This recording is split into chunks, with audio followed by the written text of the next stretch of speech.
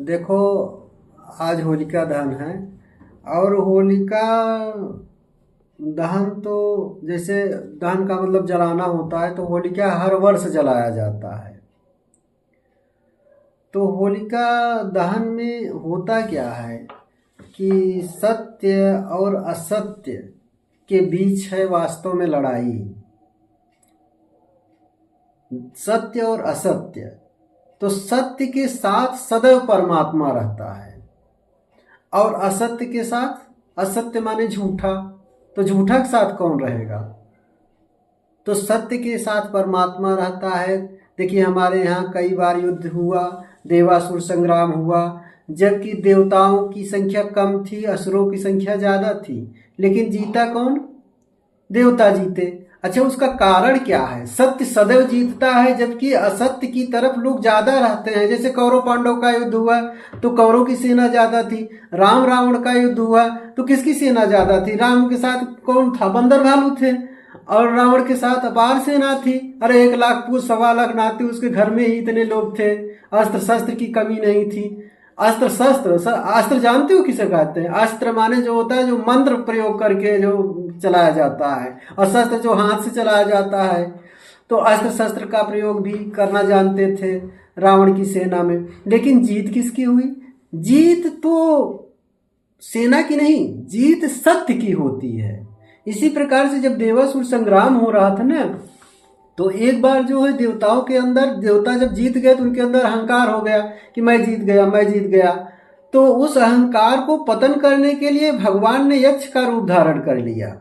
तो यक्ष का रूप धारण करके जब प्रकट हुए तो देवता जो है देखने लगे कि अरे ये कौन सा प्राणी है, एक जो है सामने दिखाई दे रहा है। तो सभी देवताओं ने राय किया कि अग्नि देवता श्रेष्ठ हैं, इनके अंदर जो है ज्यादा प्रकाश है, तेज है, ये जाए पता करें कौन है। तो जब गए वहां तो यक्ष ने कहा कि, यक्ष से पूछा कि तुम कौन हो? तो वो कहा कि मैं अग्नि देवता हूं, मैं सबको जलाकर भस्म कर सकता हूँ, यानी हमारे अंदर इतनी पावर है, मैं क्षमतावान हूँ, अग्नि देवता हूँ। तो यक्ष ने एक तिनका रखा वहां, कहा कि अच्छा इसको जला के दिखाओ। अब वो अग्नि देवता परेशान हो गए, जला ही नहीं। क्यों नहीं जला? जानते हो क्यों नहीं जला? क्योंकि कहा गया है गीता में कि न तद्भासयते सूर्यो न शशांको न पावकः यद् गत्वा न निवर्तन्ते तद्धामं परमं मम। हाँ? तो जो सूर्य में प्रकाश है, यच्चंद्रमस यच्चाग्नो तत्तेजो विधिमामकम्, यानी जो सूर्य में प्रकाश होए, जो चंद्रमा में शीतलता है, वो कहाँ से आती है? इसको कोई पता जानता है कोई? ये परमात्मा से आता है। यही परमात्मा जो जो उसकी सत्य है, और सत्य जो है हमेशा जो है सत्य ही रहता है, उसकी सत्ता जो है सदैव कायम रहती है। और असत्य कितना भी प्रबल हो जाए, एक न एक दिन उसे परास्त होना ही पड़ता है।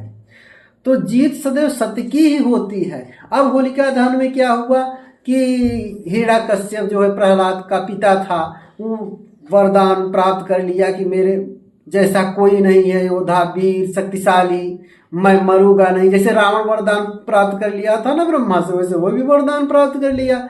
तो अब उसका पुत्र जो है वो विष्णु का भक्त था। वो तो अब सोचने लगा कि जो है ये कहाँ से भक्ति करने लगा विष्णु भगवान की, जो हूँ मैं हूँ। जैसे रावण कहता था ना कि जो हूँ मैं हूँ, तो वैसे वो भी समझने लगा हिरण्यकश्यप कि जो है मैं ही हूँ, सबसे शक्तिशाली, किसकी पूजा कर रहा है। तो उसका खंडन करने के लिए, उसको मारने के लिए बहुत सारे प्रयत्न किए गए। यहाँ तक कि उनकी बहन जो है होलिका, उसे वरदान था कि वो अग्नि में नहीं जलेगी। तो क्या किया उसने? अंत में जब बहुत प्रयास किया, जब नहीं प्रहलाद को खत्म कर पाया, तो क्या किया? होलिका को लेकर अग्नि में बैठा दिया। हुआ नतीजा क्या? बाद में जो है होलिका जल गई। यानी यह सत्य सदैव नष्ट हुआ है और सत्य कभी पराजित होता नहीं है। इसलिए हमें जो है सत्य सत्य पर चलना चाहिए। लेकिन आज होलिका जला के लोग क्या करते हैं देखते हो? इधर उधर राख मिट्टी ऊपर डाल लेते हैं और करते क्या हैं? शराब पीते हैं, नशा करते हैं, मस्ती करते हैं, अचेत होकर पड़े हुए हैं। अरे होश में आओ, अपने अंदर की बुराइयों को छोड़ो और सत्य की राह पर चलो। तो सत्य ही परमात्मा है, और हमें अगर सत्य पर चलना है तो इसके लिए तो भाई कठिनाई झेलनी पड़ेगी। भाई सत्य पर राजा हरिश्चंद्र ने चला, कठिनाई झेली कि नहीं झेली? सत्य पर राम ने चला। हाँ, तो जो जो भी सत्य के मार्ग पर चला है जरूर कठिनाइयां आई हैं, लेकिन सत्य सदैव सत्य रहा है, क्योंकि सत्य के साथ परमात्मा रहता है। अरे कौरव पांडव का युद्ध हुआ तो जीता कौन? पांडव जीता ना, कौरव हार गए। क्यों हारे?